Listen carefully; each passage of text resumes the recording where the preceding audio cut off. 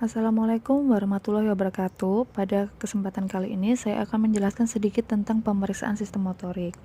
Pada pemeriksaan sistem motorik memiliki dua sindrom, yaitu upper motor neuron dan lower motor neuron.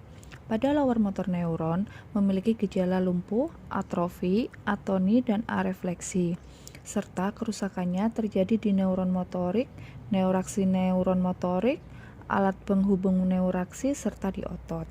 Sedangkan untuk upper motor neuron, kerusakan terjadi pada sistem piramidal dan mempunyai gejala lumpuh, hipertoni, hiperrefleksi, dan klonus serta refleks patologis.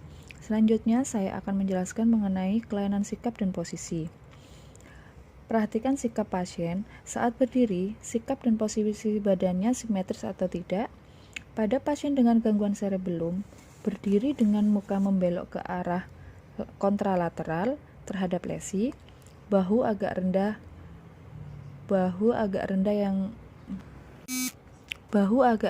terhadap arah lesi dan badannya miring ke sisi lesi.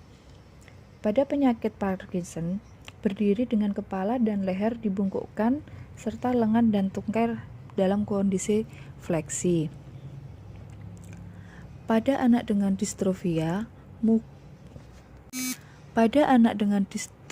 muskulorum progresif terlihat lordosis yang jelas. Bila ia berjalan, panggul seolah-olah berputar dengan maksud agar berat badan berpindah ke tungkai yang sedang bertumpu. Sedangkan pada penderita hemiprase, karena gangguan sistem piramidal, lengan berada dalam sikap fleksi sedangkan tungkai dalam sikap ekstensi. Pada saat ia berjalan, tungkai membuat gerakan sirkumdiksi. Pada pasien dengan parese yang jenis sentral, cara berjalannya seperti gunting, yaitu tungkai seolah-olah menyilang. Sedangkan untuk penderita dengan gangguan cerebellum, berjalan dengan kaki mengkangkang. Sedangkan pada penderita tabes dorsalis selalu melihat ke arah, memperhatikan kaki dan jalannya, sebab kalau tidak ia akan terjatuh. Untuk pasien polineuritis, berjalannya itu seperti ayam, yaitu tungkai difleksikan tinggi-tinggi dan persendian lutut supaya dapat mengangkat kakinya dengan kurang mampu melakukan dorsofleksi. Selanjutnya saya akan menjelaskan mengenai kelainan ukuran pada penderita saraf. Perhatikan panjang bagian tubuh sebelah kiri apakah sama dengan yang kanan. Pada orang dewasa yang mengalami lumpuh sejak kanak-kanak, ukuran ekstremitas yang lumpuh lebih pendek daripada yang sehat. Setelah itu, perhatikan isinya, kontur atau bentuk ototnya. Apakah terdapat atrofi atau hipertrofi. Untuk kontur atau bentuk ototnya, pada atrofi, besar otot berkurang dan bentuknya berubah. Kelumpuhan jenis perifer disertai oleh hipertrofi atau atrofi. Bila dicurigai adanya atrofi, ukuran sekelilingnya, pengukuran dilakukan dengan menyebutkan tempat di mana dilakukan pengukuran. Biasanya digunakan tonjolan tulang sebagai patokan. Pada gerakan abnormal yang tidak terkendali, gerakan abnormal dapat terjadi dalam berbagai bentuk dan keadaan.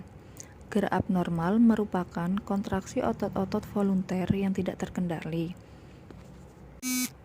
Gerakan abnormal ini dapat mengenai tiap bagian tubuh. Dia dapat terlihat berbagai bagian sistem motorik, misalnya korteks, serabut yang turun dari korteks, ganglia basal, batang otak dan pusat-pusatnya, cerebellum dan hubungan-hubungannya, medula spinalis, serabut saraf perifer atau ototnya sendiri. Untuk sifat gerakan dipengaruhi oleh letak lesi dan kelainan patologiknya. Lesi pada tempat yang berlainan kadang dapat menyebabkan gerakan yang identik dan proses patologi yang berlainan pada tempat yang sama dan dapat mengakibatkan berbagai macam bentuk gerakan abnormal. Untuk gerakan abnormal, yang pertama ada tremor. Tremor adalah serentetan gerakan involuter. Gerakannya agak ritmis, merupakan getaran yang timbul karena kontraksinya otot-otot yang berlawanan secara bergantian. Untuk tremor sendiri terbagi menjadi 3. Yang pertama, tremor fisiologis, tremor halus, dan tremor kasar. Yang kedua ada korea. Korea ini terjadi akibat lesi ganglia basal. Korea gerakan otot berlangsung cepat, aritmik, dan kasar yang dapat melibatkan satu ekstremitas atau separuh badan atau seluruh badan. Yang ketiga ada atetos. Atetos biasanya kejadiannya sama seperti dengan korea. Gerakannya pronasi dan supinasi saling bergantian. Gerakan lambat seperti gerakan ular dan melibatkan otot bagian distal. Namun demikian, hal ini cenderung menyebabkan juga ke proksimal.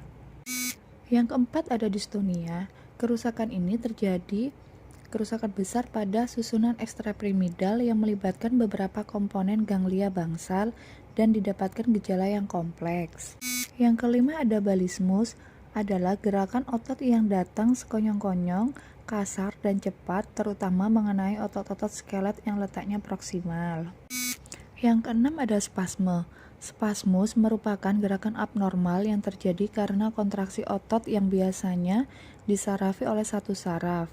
Sedangkan spasme klonik mulai sekonyong-konyong, berlangsung sebentar, dan dapat berulang. Untuk spasme tonik dapat berlangsung lama dan terus-menerus. Yang ketujuh, tik. Penyebab dari tik belum diketahui secara pasti. Namun beberapa orang menganggapnya sebagai suatu condition refleks. Ada pula yang mengatakan bahwa faktor psikogenik mempunyai peranan dan pakar lainnya mengemukakan bahwa sistem ekstrapiramidal memegang peranan pula.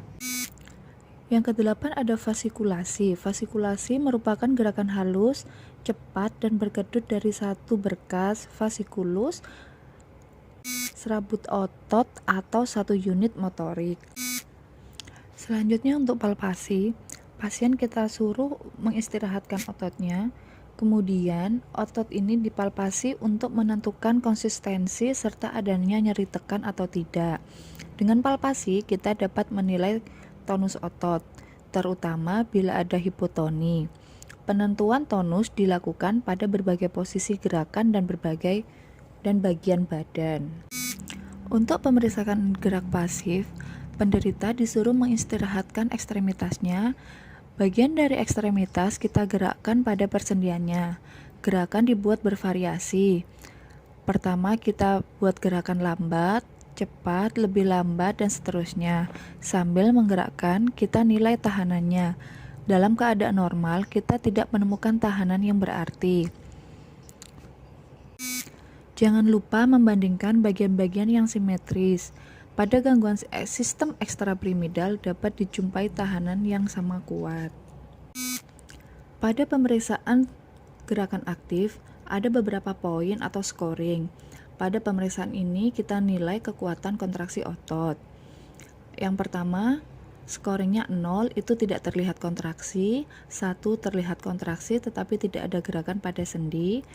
Skor 2 ada gerakan pada sendi tetapi tidak ada gerakan bila melawan gaya gravitasi. Yang ketiga, bisa melawan gravitasi tetapi tidak dapat melawan tahanan pemeriksa. Skor keempat, bisa bergerak melawan tahanan pemeriksa tetapi berkurang kekuatannya. Skor kelima, kekuatan normal.